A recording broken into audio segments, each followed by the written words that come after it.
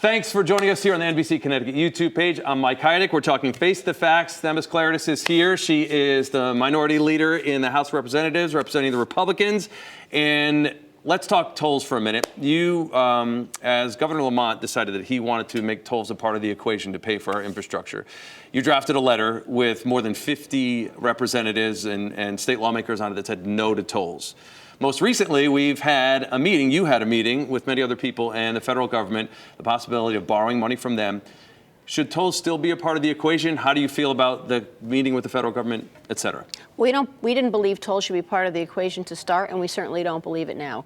We had a meeting with an organization from the federal government, and it was certainly hopeful. It was something that I want to hear more about. I don't know what that looks like at the end of the day. I fear that the governor's reboot on transportation will still include tolls, and as we mentioned, there are still legislators that believe that should be part of the equation.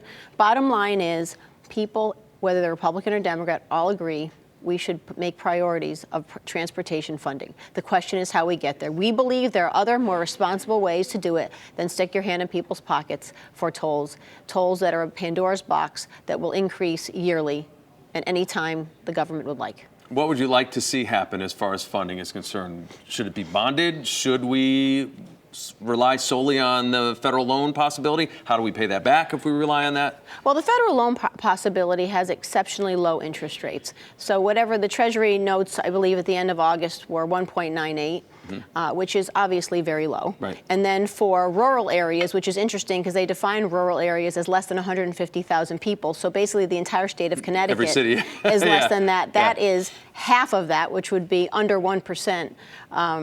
Interest rate. So that's something I think we should look very closely at. Right. I don't know what the devil will be in the details and where we get the funding, how much of the funding we can afford. But we put out a plan, Prioritize Progress, for the past 5 years in the legislature, the House and Senate Republicans, and we believe that that was a much more responsible way to fund this. There is no perfect way to do it, but sticking hands in people's pockets for tolls that can be raised on a daily basis at the will of whoever's governor and whoever's in control of the legislature is not something that gives people, the state of Connecticut, trust in their government. I think if you talk to any of your constituents or if I talk to somebody on the street, we all agree our roads are in rough shape.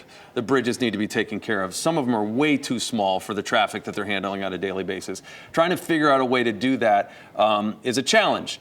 One of the things that came up in the state legislature was let's do tolls or let's do some other infusion of cash, but make a lockbox for transportation funds only. When the money comes in, it can only go to fixing the bridge in Devon. It can only go to adding lanes to 95 in Fairfield County.